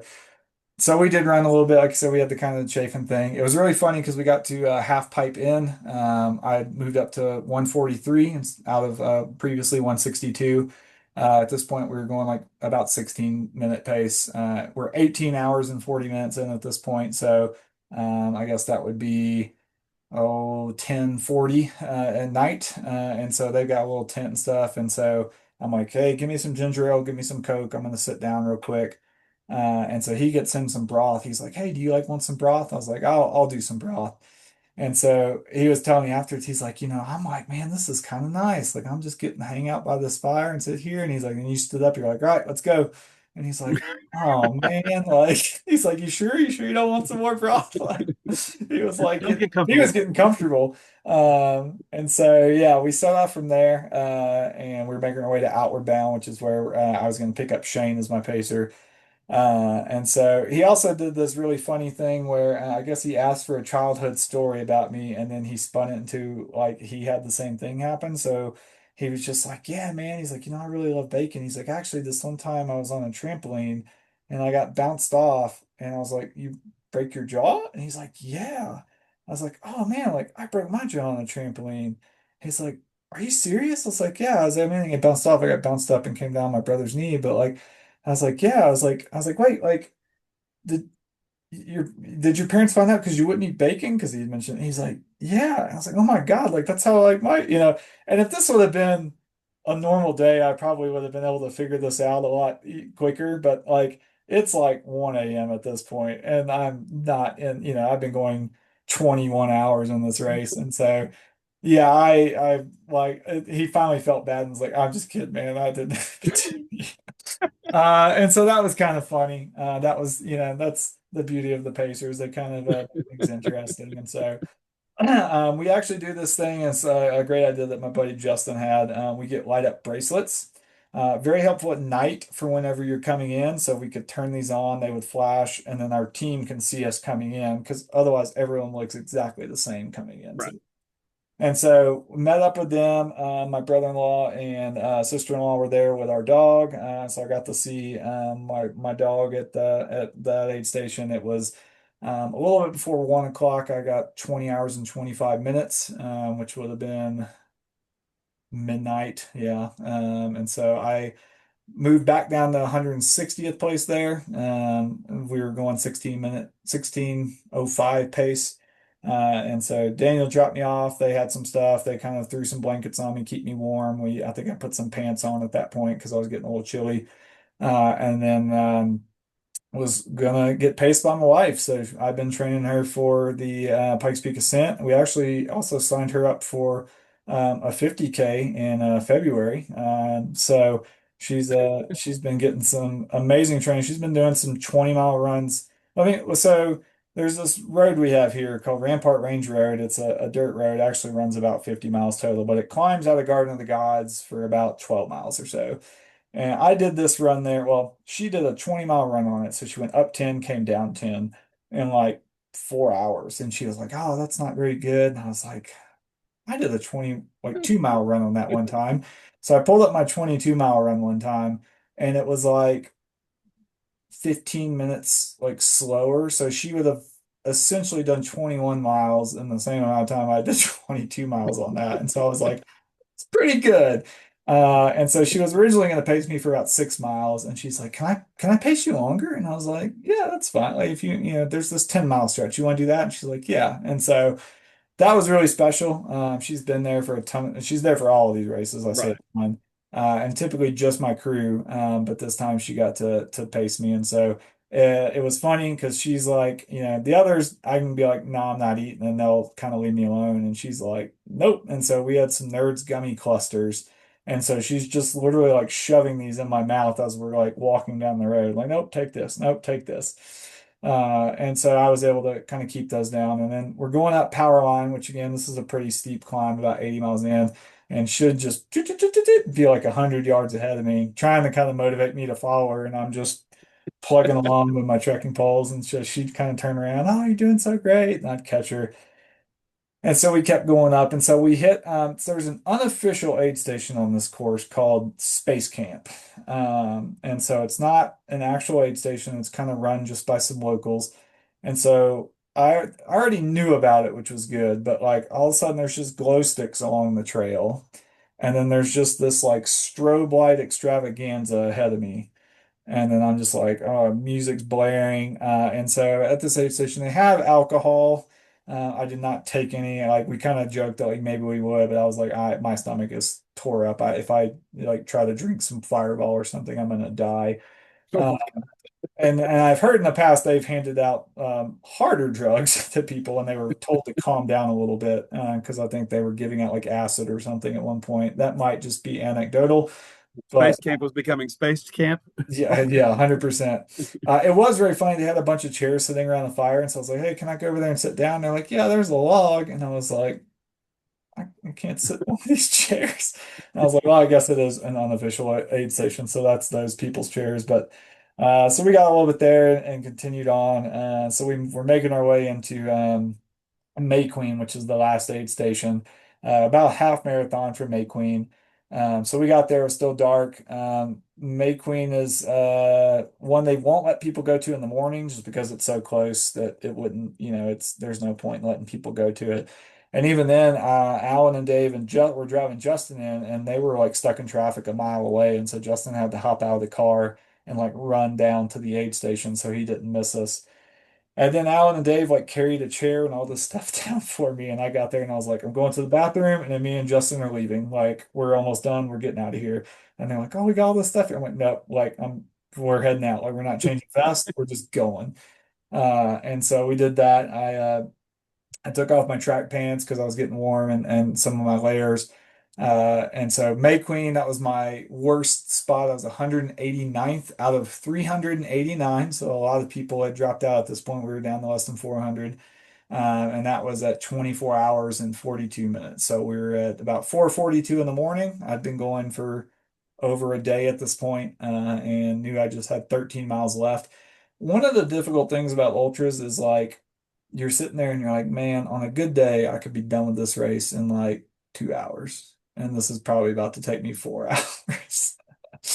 Uh, so Yeah. that's the difficult part. And so me and Justin set off. The first part of this trail is kind of technical, and so I told him like, "Hey, I'm just going to be like kind of hiking this, and then like once we get closer to the road, I'll try to run some." And so he was trying to get me to eat. I did take a little gel, and then he like made me tear a Crispy treat in half. He's like, "You're going to eat half of that," and he turned around. And I took one bite, and I threw it off in the woods. So this is probably the first time he's seeing that. So sorry, Justin. But we were moving pretty well.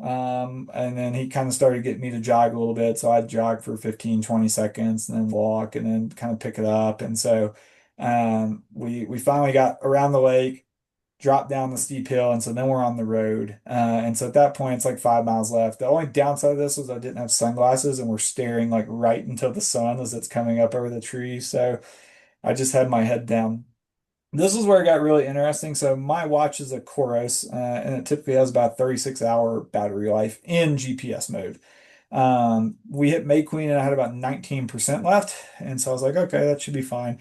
And then I was like checking it as we were getting close to the end of the lake and it's down to like 14%. And I'm like, no. So I wore an external heart rate monitor up until I think May Queen, and it pulls because it's Bluetooth. And so I probably shouldn't have done that. And then last year, I remember I turned off a bunch of stuff on my watch so it wouldn't light up, it wouldn't buzz to kind of also save battery. And I was like, this might be close. So I'd actually taken Shane's watch off her at May Queen and started it so that like if my watch got really low, I would just save it and then I would have hers to like have the full activity.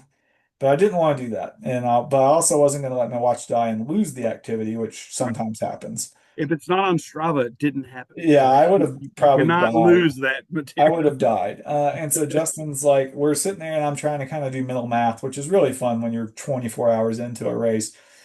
And I'm like, I think it's losing like 4% every hour. So like, I think we're okay. And so we hit the road and he's like, come on, we got to run. And so we jog for, a minute or two. And so at this point, we're getting close to the end. And so Justin turns to me and he's like, let's go take some souls, which is like Justin's way of saying like, we're going to start passing people right at the end of the race. And so we did, we took off. Like I said, we were 189th place at May Queen. And so we just started hammering. And I typically on the second day of an ultra, so I have for my run streak, typically I try to keep my miles under 15 minutes. I've had a few instances where I haven't done that, and it's typically the second day of a 100 mile. This one we were rolling like 12-minute miles towards the end there. And so near the end, I caught back up with Drew. Him and his wife are moving in, and he was like, man, my quads are blown.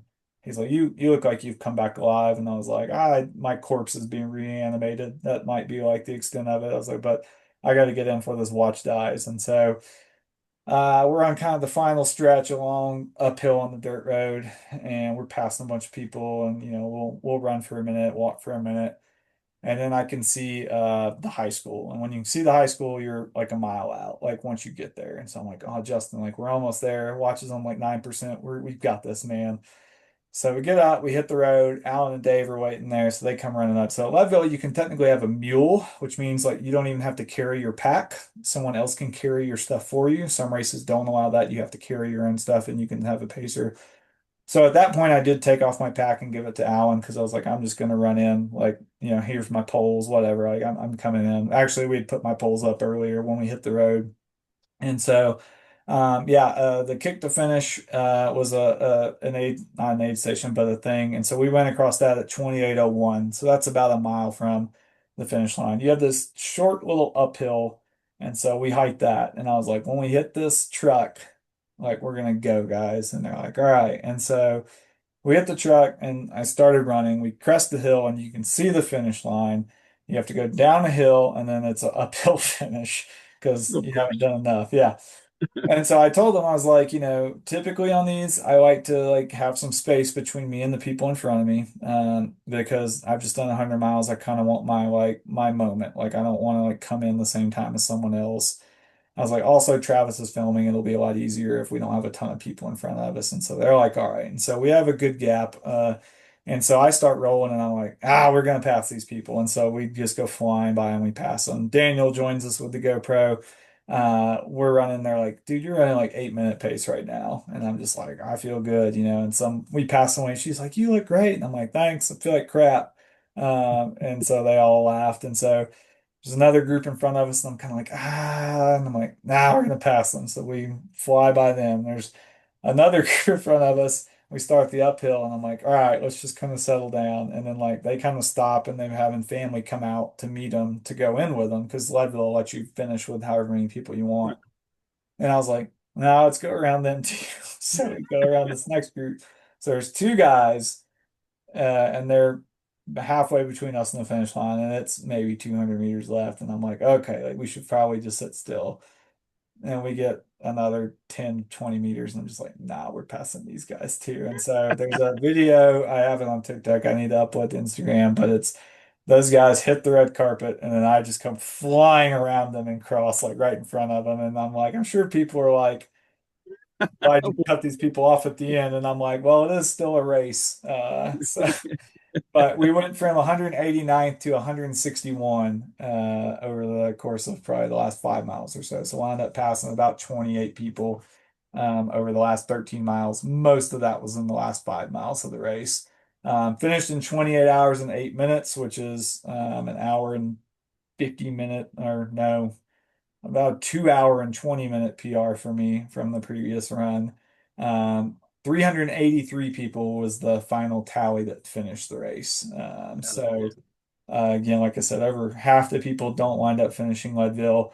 Numerous reasons. There's not really a qualifier. Anyone can just, it's just a lottery system. So a lot of people come from sea level that just don't make it. The early cutoffs are kind of aggressive, which is another reason I went out pretty quick. But yeah, finished in the top half, which just goes to show like there was only an hour and 52 minutes left when I finished, which means another 80, no, 100, no, excuse me, another 220 people finished between 208 or for 28:08 and 30 hours. So a lot of people, they typically call 29 to 30 the golden hour when everyone's coming in, because they do have a ton of people who come in at that time. So yeah, it was very special. I always feel like I'm gonna like cry when I get to the end of these, and typically by the time I get to the end of it, I'm just too like happy to be done to get teared up. My buddy James had finished about 10 minutes ahead of me, so I got to kind of talk with him and share that moment at the finish line. My buddy Drew came in, maybe 10, 15 minutes behind me. So I got to, share that moment with him at the finish line. I had a coworker who just woke up that morning and drove 2.5 hours up to just be at the finish line to see me finish. And so it was a pretty incredible experience. Everyone being there, like I said, everybody coming in and experiencing that and getting the help out. And yeah, it was something I'll never forget. Yeah. It's probably one of my favorite races that I've got to do today. And the probably the best part of this, and I know Shane, when I was hiking with her, I turned to her and I said, this is the first ultra I've done that I've never wanted to quit. Every other ultra I've done, at some point I've wanted to quit. One time I did, but even the other ones where I gutted it out, I didn't. I didn't want to. I just did.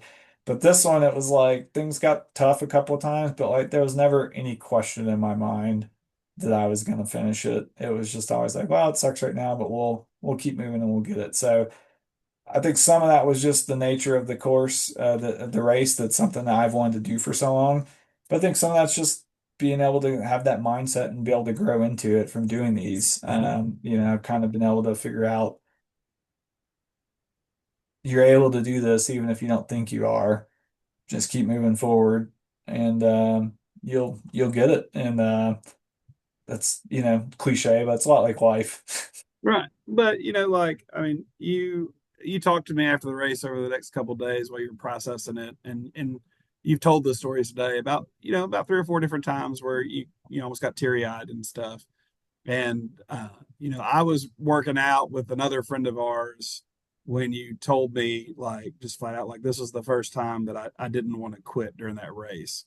And I told him I was like, dang, he's gonna make me cry, because um, we've been friends for the entire time that you've started this like long distance journey. Mhm. And I remember things like, you were going to run the Tyler to Longview, race. And toward the end of that, you were just like, screw it, and stuff. And there were events that happened like that. And I remember like how upset you were, at the first 100-mile race when you took your socks off and saw the blisters and just couldn't physically go, and all these, like you've done all this work and all these things, and then you didn't get the results. And like to not only get to see you completing some of these things that have been on your bucket list now, like getting through your first 100-miler with Run Rabbit and then doing this, but to see the complete like mental shift that you've made,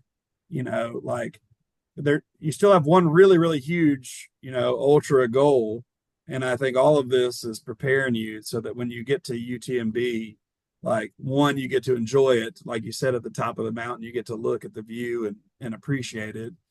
And two, you'll be prepared for something like that, to like and understand like all these things are lessons that you're getting to learn, that are ultimately shaping you into the person you're going to become. And it's cool to be along for the ride to watch it. My sleeping hours are a lot different than most human beings. Like I'm in bed before 9, I'm up at 4. And I guess I didn't know how to process the 100-miler. Like I woke up and like you were, I think, two. major checkpoints away when I woke up. When I'd Yeah. gone to bed, and so I had like a panic for a moment, like, oh my God, like, did he stop? Like, what's going on or whatever? And Shane texted and was like, nutrition sucks, but we're getting through it. And I was like, oh, okay, well, then we're still good. We're still in it.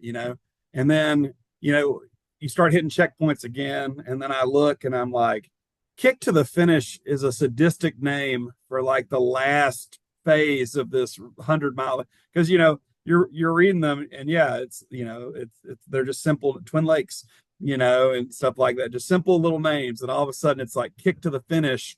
And I was like, what a bunch of pricks to like call it this thing. And Yeah. then he texted me and was like, I ran an 8:04 mile in the middle of kick to the finish. And I was like, wow, it literally is Yeah. like a Yeah. legit kick to the finish. Yeah, that's everybody was, because they had all been sitting there for a couple hours probably waiting on me, and they were like, no one came in like that, like I'm sure like David Roche and Ann Flower and a lot of the people at the beginning were coming in hot, but he's like, no one for the last couple hours came in at 8 minute pace like down that hill, and that's just one of those things that I sit back and I'm like, man, like, did I have more? Like, did I have more in the tank? Did I have, or was it just the ability to turn, like the studies have shown there's always a little bit left in the tank when you need it, right? Like the Right. cycling, the experiment and all of those things. And so I we've talked about this and it's one of the things I'm excited about, is I think I've just kind of barely scratched the surface of this. And the wonderful thing about 100-mile races, especially for someone like me,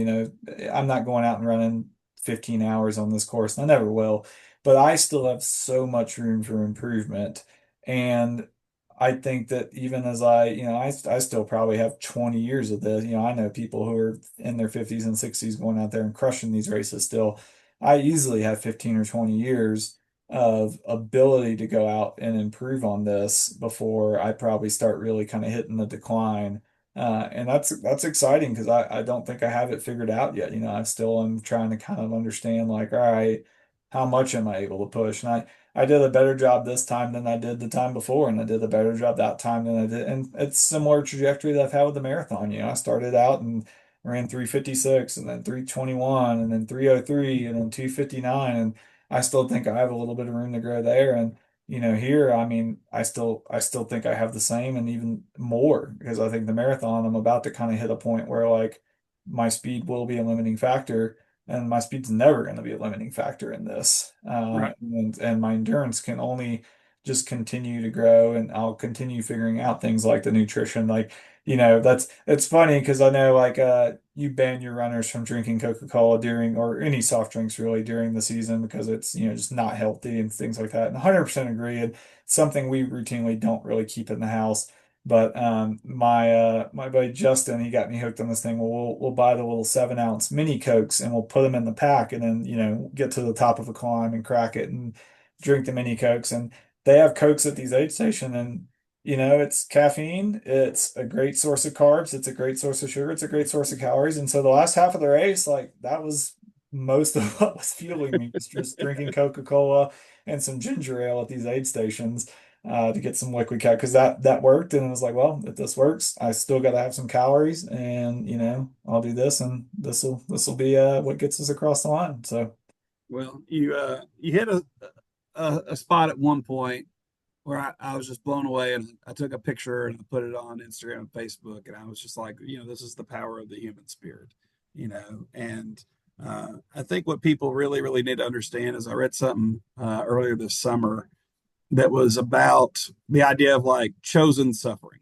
like choosing things that are hard to figure out a way to get through them, and what people don't understand that kind of shy away from long distance running, so shy away from every year we get 40 kids, 50 kids come out cross country. We end the year, there's a drop off there and stuff. Because it sounds interesting and then it's hard.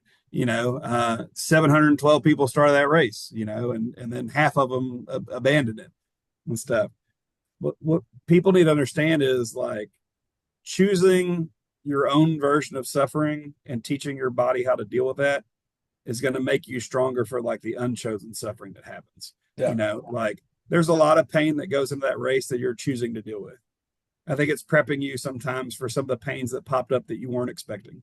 Yep. and so you were able to get through those things and stuff, and I think this is training your mind for lots of things. It's preparing your mind for, when something bad happens in your life or something, like you have experienced chosen suffering to prep you for things that you don't choose that are going to happen, and so the whole idea of like, this is the first race I didn't want to quit in the middle of one of these ultras. It's like you've now got to the point where you've embraced that chosen suffering and figured out how to deal with it. And so that huge step is going to prepare you for so much more than running, that life has to throw at you and stuff. And I think that's the really important thing to take away from amongst all the great things that happened, with Yeah. this weekend of running. I think that's the biggest thing, because there's just basic life in there besides just the running that happened and stuff. Absolutely. And the other thing I think, and we can kind of wrap it up after this, but it was gratitude, and I had you and my buddy JB had gotten to the race as well, and he wound up deferring to next year because he was taking his son off to college that weekend, and he sent a video and he was checking in on me and you were checking in on me, and Shane's coworkers were checking in on me, and so just the people, like, and then like I said, the people who came up to the race with me who cared about it. And so but like one thing that stuck out was it was the stretch with Daniel, and I was just not feeling good, and I know he was I didn't get to see this yet. I can't wait to see it, but Travis was interviewing him and Alan and Dave afterwards at the Airbnb while I was sleeping. And Daniel was sitting there and he was just like, like we're on the stretch, and Adam wasn't talking, and I could just tell he was just focused. He was trying not to throw up and he was miserable. He's like, and it's the middle of the night, it's dark. There's just us two. There's people way ahead of us that we can't even see, and people way behind us we can't even see. And he's like, in the middle of all that, he just turns to me and he's like, "Hey man, thank you so much for like leaving your family, your kids, your wife, and coming up here this weekend and like doing this with me." And Travis is like, he's just like full on like weeping in the video. And I was just like, yeah, that was the big thing that I kept telling myself. Like, when you come into these aid stations, like, make sure you tell these people how much you appreciate that they're being here and how much that they're doing for you, and just having that gratitude. And that would just also carry me, because it's hard to feel sorry for yourself when you're just feeling gratitude for other people. And so that was like, as soon as things would start sucking, it was just like, man, like, every single person who came up there with me left a family, left a wife, left kids to come up and give their weekend with me.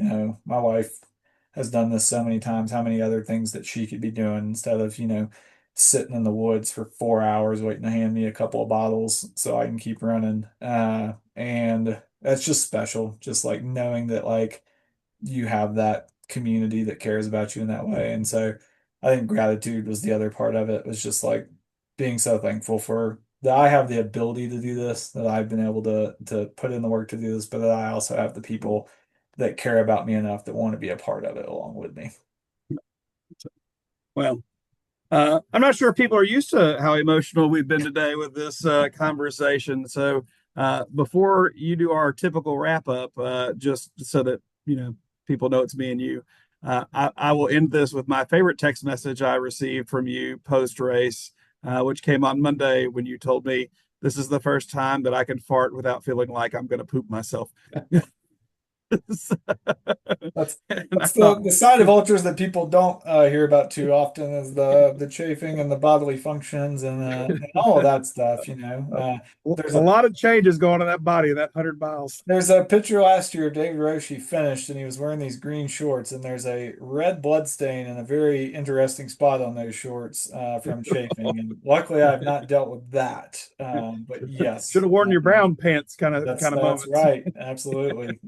So yes, 100%. It's always interesting to see what you're putting your body through, and how your body, all the interesting ways that your body responds when it goes on a liquid Coke diet for 12 hours and you're running it. So, yeah, absolutely. Like I said, my wife and I, we got the Ascent coming up, and then I've already signed up.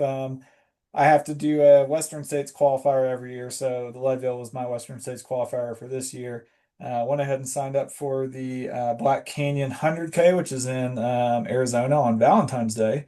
And that's my Western States qualifier for next year. Figured go ahead and get that out of the way early.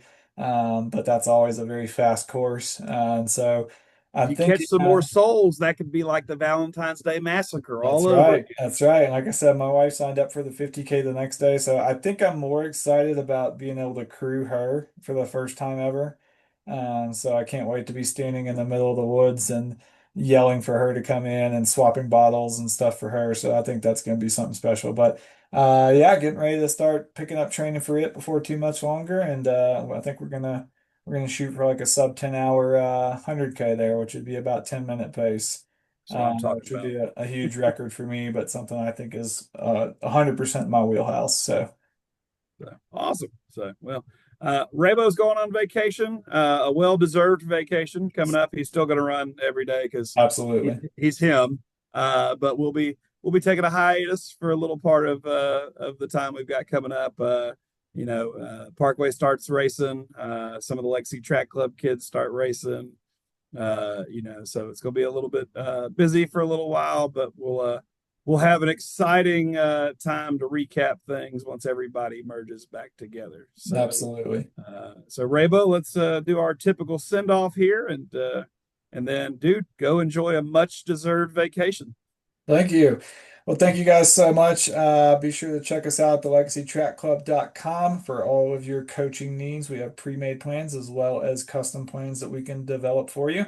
Check us out on Instagram and YouTube and Facebook as well. Also, check out, I mentioned my buddy Travis. He has a podcast called The Cinema Clubhouse. It's on YouTube. Yours truly will be on there sometime in the month of September, doing my sports Mount Rushmore. There will be a running movie in that Mount Rushmore. And so I want to shout that out. We'll make sure that whenever we do our next podcast, we'll be able to talk about that a little bit. If that Thank movie you is guys. Prefontaine, I'm driving to Colorado and smacking you. It's about Prefontaine. Thank God. Jared Leto did not. Yeah, no. Yeah. And yeah, and so thank you guys so much for tuning in. This one was a long one. It'll be interesting to see if people enjoy it or not. But thank you guys so much for tuning in to the Wisdom of Coaches, and we will catch you guys next time. Peace.